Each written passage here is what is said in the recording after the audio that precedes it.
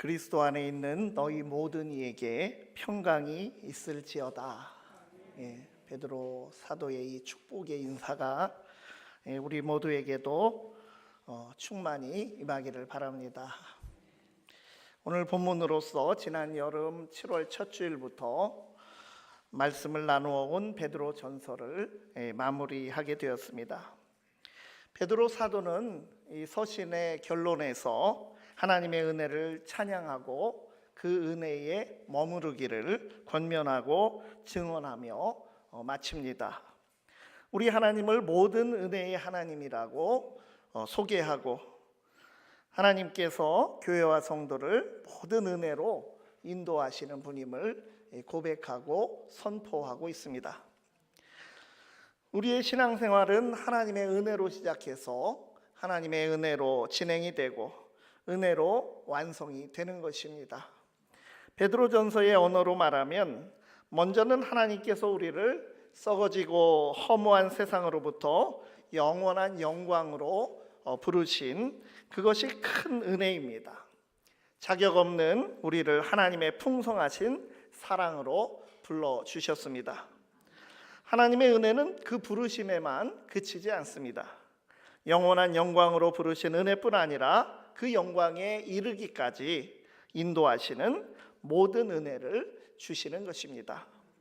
우리에게 영광의 목적지까지 스스로 알아서 가라고 하지 아니하시고 하나님께서 그 영광의 자리까지 함께 하시며 끝까지 인도하여 주십니다.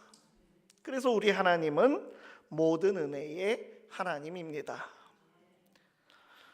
무엇이 더 필요하겠습니까? 얼마나 안심이 되는 사실입니까? 우리 하나님은 과연 얼마나 의지할 만한 분이십니까? 그래서 오늘 우리에게는 11절 말씀처럼 세세무궁토록 영원토록 찬양하며 그 은혜의 권능에 아멘 아멘 할 일만 남은 것입니다.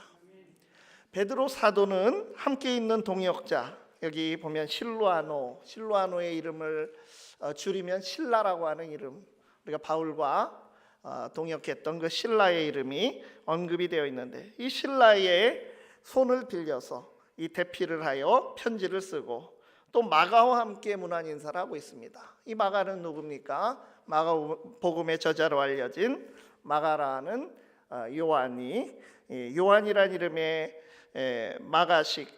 로마식 이름이 마가입니다. 이 마가 요한과 함께 문안 인사를 전하고 있습니다. 마가는 바울과 동역자였지만 나중에는 바나바의 동역자가 되었고 이제 베드로의 동역자가 되어 있음을 이 베드로 전서가 증언하고 있습니다. 베드로가 몸을 담고 있는 교회도 문안을 하고 있습니다. 어떻게 표현이 되어 있습니까? 여기서 바벨론에 있는 교회는 바로 신약시대 때 박해를 피해서 사용하는 암호로 로마 교회를 뜻하고 있는 것입니다. 하나님의 참된 은혜를 고백하고 찬양하고 감사하며 서로 은혜의 인사를 나누며 이 서신을 마무리합니다. 지금까지 본 대로 깊은 신앙적인 통찰과 진리를 담고 있는 편지인 베드로전서가 이렇게 마지막에 그 내용을 한마디로 하나님의 모든 은혜라고 요약하듯이 하나님께서는 우리가 하나님 나라에 이르기까지 필요한 모든 은혜를 주십니다. 우리는 이제 그 은혜를 누리며 그 은혜 안에 거하면 되는 것입니다. 그러면 더 구체적으로 우리가 누리고 있고 누리며 살아갈 은혜는 무슨 은혜임을 우리에게 증언해 주고 있습니까? 첫 번째로 하나님의 은혜는 회복하여 제자리로 돌려주시는 은혜입니다. 베드로전서 5장 10절의 말씀, 모든 은혜의 하나님 곧 그리스도 안에서 너희를 부르사 자기의 영원한 영광에 들어가게 하시니가 잠깐 고난을 당한 너희를 친히 온전하게 하시며 라고 했습니다. 하나님의 은혜는 부족함이 없습니다. 필요한 모든 은혜를 주시는데 맨 먼저 주시는 은혜는 온전하게 하시며, 카타르티세이라는 말을 썼는데 이것이 번역이 약간 애매하게 두리뭉술하게 되었습니다. 조금 더 정확하게는 부족한 것을 다시 온전하게 회복하여 놓는다, 제 위치로 돌려놓는다라고 하는 뜻입니다. 같은 동사를 쓴 신약성경 구절들을 찾아보면 뜻을 더 잘 이해할 수가 있습니다. 마태복음 4장 21절에 예수님께서 세베대의 아들 야고보와 요한이 배에서 그물을 깁는 것을 보시고 그들을 제자로 부르셨습니다. 아버지와 함께 그물을 깁다가 아버지도 버려놓고 그물도 내려놓고 주님을 따랐다라고 했습니다.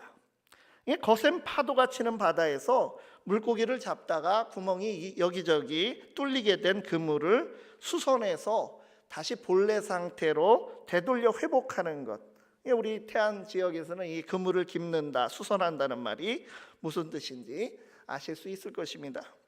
우리가 영원한 영광에 이르기까지 거센 풍파가 몰아치는 악한 세상에서 살아가면서 이리 치이고 또 저리 치이며 고난을 겪기도 하고, 또 우리 자신의 내적으로 그릇된 신앙이나 불신앙이라고 하는 마음의 풍랑으로 인해서 고난이 생기기도 합니다. 우리가 받은 큰 은혜를 붙드는 신앙도 훼손되면 다시 회복되고 복원되어야 할 필요가 있습니다.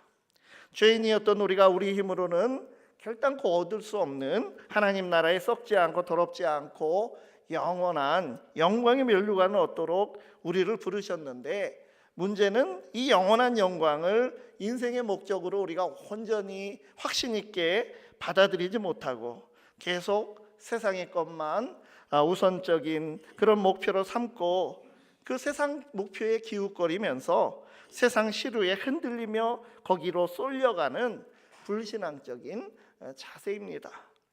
하나님께서 정하여 선물로 주신 이 영원한 영광이라고 하는 우리의 삶의 목적에 동의하고 이것을 바라보는 것이 믿는 자에게 가장 중요한 것인데, 우리를 둘러싸고 있는 일어나는 새참 풍랑에 자꾸만 우리가 한눈을 팔게 된다는 것입니다.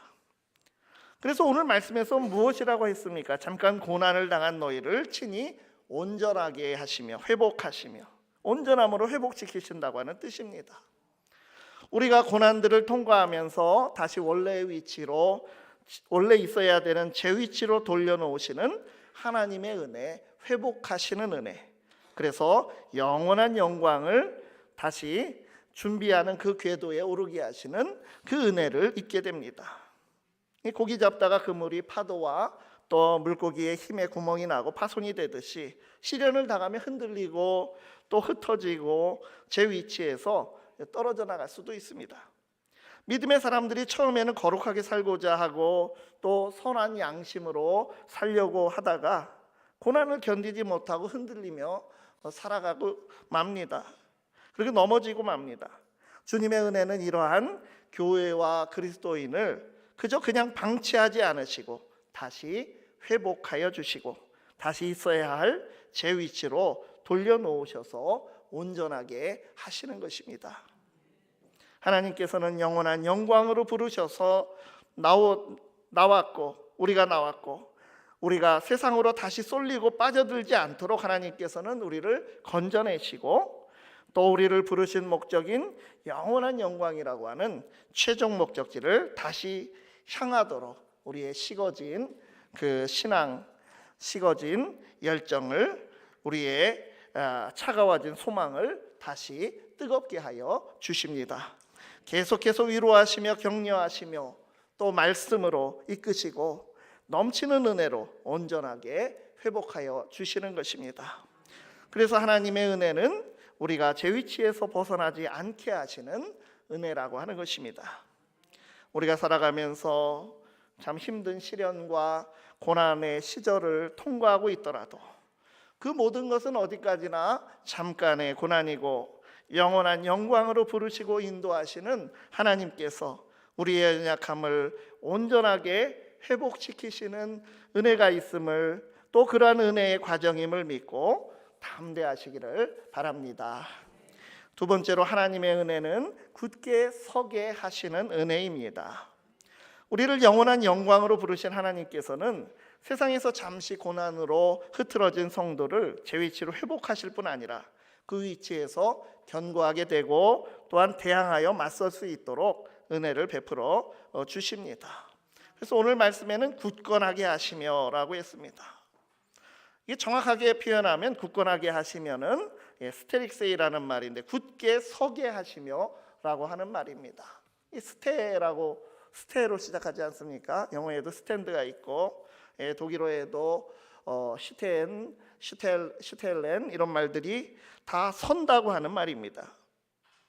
고정시켜서 흔들리지 않게 세운다는 뜻입니다. 하나님께서 회복시켜 주셔서 제 위치를 잡은 그 자리에서 더욱 굳건하게 서는 것입니다. 이제는 이전처럼 쉽게 흔들리지 않도록 세워주십니다. 더구나 다가오는 고난과 환난 앞에서 움츠러들고 피하는 것이 아니라 맞설 수 있게 되는 것입니다.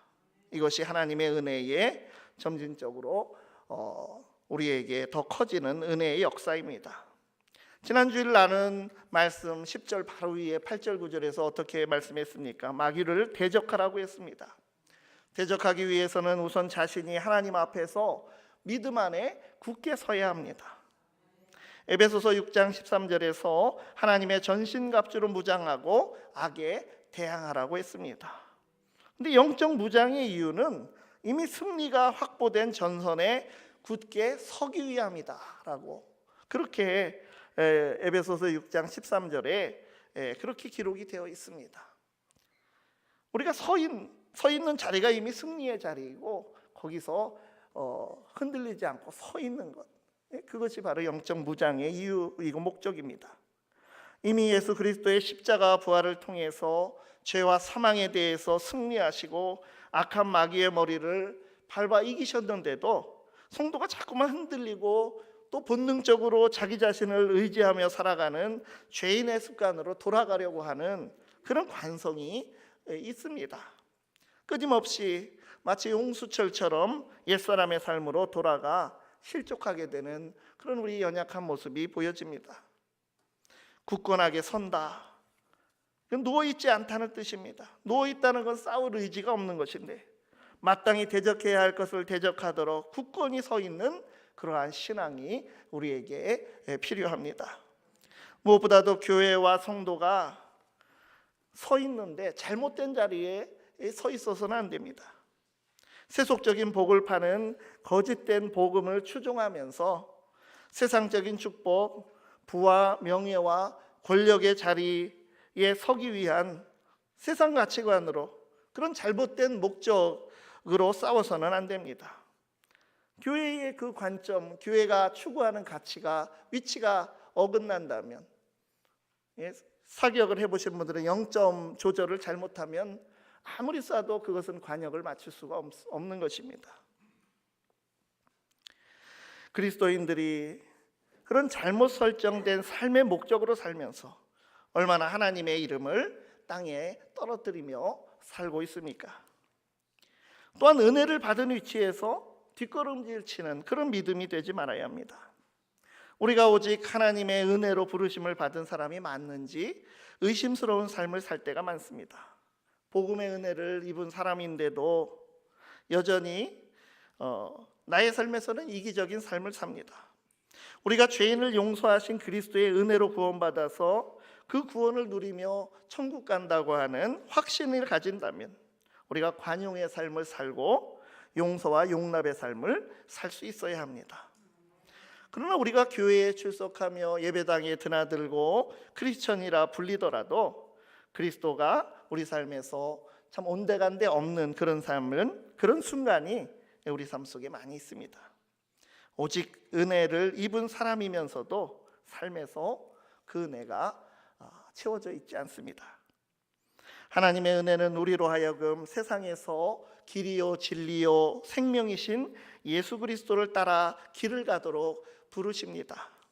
그 길은 십자가의 길이고 우리는 고난받고 실패하고 넘어지기도 하지만 주님의 은혜는 우리를 다시 제 위치로 회복하시어 영원한 나라의 소망을 바라보게 하십니다. 회복하실 뿐 아니라 일으켜 세우시고 대적이 누구인지 분별하게 하여 주십니다. 싸우지 말아야 할 대상과 맞서야 할 대상, 이것을 혼돈하니까 교회가 문제가 되는 거 아닙니까? 그것을 분별하도록 하십니다.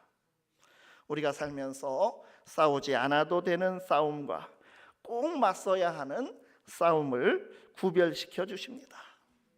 하나님의 굳게 세우시고 악에 맞설 수 있게 하시는 은혜를 꼭 붙드시기를 바랍니다. 세 번째로, 하나님의 은혜는 강하게 하시며 털을 견고하게 하시는 은혜입니다. 10절 마지막에 강하게 하시며 견고하게 하시리라 하고 있습니다. 믿음의 싸움에서 정말 우리가 싸워야 될 마땅한 싸움을 싸우려면 강해야 합니다. 영적 전쟁에서 승리하려면 강해야 함이 당연합니다. 그래서 하나님께서는 교회와 성도가 다시 제 위치로 놓으실 뿐 아니라 굳게 서서 대적에 맞서게 하시고, 더 나아가서 하나님의 능력으로 채워주셔서 강하게 하여 주시는 것입니다. 강하게 하시며라고 하는 말은 이 스테노세이, 이 헬라어인데, 이 건강의 용어로 하면 뭡니까? 이거는 스태미너의 어원이 같은 그런 말입니다. 그러니까 어떤 일을 해낼 수 있는 넘치는 힘, 강력한 힘을 말하는 그런 표현입니다. 이렇게 하나님께서 주시는 은혜는 단계적으로 더욱더 강해집니다. 우리를 은혜로 부르신 하나님께서, 그 영원한 영광의 목적을 은혜로 약속하신 하나님께서 우리가 그 길에서 실패하지 않도록 회복하시고 굳게 세우시고, 그리고 우리를 강하게 하여 주시는 것입니다. 그러므로 우리가 나그네와 같이 세상에서 아직 고난을 겪고 그 죽음의 증상을 우리 삶 속에서 겪어나가며, 그러한 여정을, 우리가 나그네 삶으로 천국을 향한 여정을 가고 있지만 결단코 하나님의 은혜의 길이기 때문에 실패할 수 없는 길입니다. 부르신 이가 또한 인도하시고 온전하게 하시기 때문입니다. 그래서 바울이 어떤 형편에든 자족할 수 있었던 이유를 고백한 말씀이 빌립보서 4장 13절 말씀입니다. 내게 능력 주시는 자 안에서 내가 모든 것을 할 수 있느니라. 이 강하게 하시는 은혜는 견고하게 하시리라, 털을 견고하게 하시는 은혜가 되는 것입니다. 모든 하나님의 은혜의 마지막 단계인 굳히기입니다. 부르신 은혜도 있고, 영원한 영광을 목적지로 허락하신 은혜도 있고, 또 출발점부터 도착점까지 그 길고 험한 과정을 인도하시는 은혜도 있습니다. 이 모든 은혜의 하나님을 믿고 의지하고 신뢰하며 따라가야 합니다. 시작도 끝도 그 중간도 모두 은혜로 인도하여 주십니다. 그렇게 끊임없이 공급되는 은혜를 통해서 우리는 언제나 그 하나님과 세상 사이에서, 또 진리와 또 따라가지 말아야 할 악 사이에서 우리의 제자리를 찾아 견고하게 서 있게 됩니다. 하나님께서 심어주신 자리에 굳게 서서 영원한 영광을 바라보며 좌로나 우로나 치우치지 않고 흔들리지 않고 마귀를 대적하며 십자가의 길로 주를 따라 걸을 수가 있습니다. 그 여정을 감당할 능력도 은혜로 공급하여 주십니다. 진리의 말씀에 우리가 잇대어 있고 예수님의 사랑에 뿌리를 내리고 있으면 더욱더 그 터가 견고해지는 그런 은혜를 얻는 것입니다. 이 반석이란 말이 얼마나 성경에 많이 나옵니다. 터를 견고하게 하시리라. 은혜의 견고한 반석 위에 서게 해주신다고 하는 뜻입니다. 믿음의 반석이기도 하고 은혜의 반석이기도 합니다. 베드로전서를 쓴 베드로, 이 베드로라는 이름은 개바라고 하는 이름 자체가 반석이라고 하는 뜻입니다. 베드로전서 2장에서 그리스도는 산돌, 살아있는 돌, 생명을 주는 리빙스톤이라고 교회의 모퉁이 돌, 머릿돌이 되셨다고 선포했습니다. 에베소서는 믿는 자들이 그리스도와 그의 사랑 안에 뿌리를 내리고 터가 굳어져야 된다고 했고, 골로새서는 그 터 위에 굳게 서서 복음의 소망에서 흔들리지 말라고 권면을 했습니다. 터를 견고하게 하시는 은혜라고 할 때 이 반석처럼 견고한 기초, 그것은 그리스도이고 또한 그분이 우리에게 주신 말씀, 하나님 나라의 말씀이고, 또한 그분에 대한 우리의 믿음이 그렇게 든든한 터가 되고 기초가 되어야 합니다. 우리가 믿음으로 걷는 길이 불편하고 힘든 고난의 길이라고 하더라도 이 길이 맞을까 의심하지 말고 분명하게 그리스도의 길이 맞다라고 하는 것, 흔들리지 않는 그러한 확신 가운데 서 있도록 우리에게 성령께서 은혜를 주십니다. 그러나 예수 믿고 세속의 복만 추구하고 그 복이 오히려 그리스도의 복을 따르지 못하게 하는 그런 복이라고 한다면 그 받은 은혜는 참된 은혜가 아닙니다. 자기 독생자 아들을 내어주시고 구원하신 하나님의 은혜, 얼마나 값비싼 은혜입니까? 그런데 그 값비싼 은혜를 값싼 은혜로 둔갑시키지 말아야 합니다. 참된 은혜 가운데 우리가 거하여야 합니다. 우리가 믿는 하나님은 모든 은혜의 하나님이십니다. 그 은혜에 굳게 서서 참된 복을 누리는 우리 모두가 되기를 간절히 바랍니다. 기도하시겠습니다. 모든 은혜의 하나님, 예수 그리스도 안에서 우리를 부르셨을 뿐만 아니라 영원한 영광으로 온전히 인도해 주시는 은혜에 감사드립니다. 그 길에서 잠깐 고난과 실족으로 벗어나더라도 회복하여 주시고 굳건하게 하시고 강하게 하시고 견고한 반석 위에 세우시는 하나님의 은혜와 권능을 그리스도 안에서 날마다 경험하게 하옵소서. 예수 그리스도의 이름으로 기도드리옵나이다. 아멘.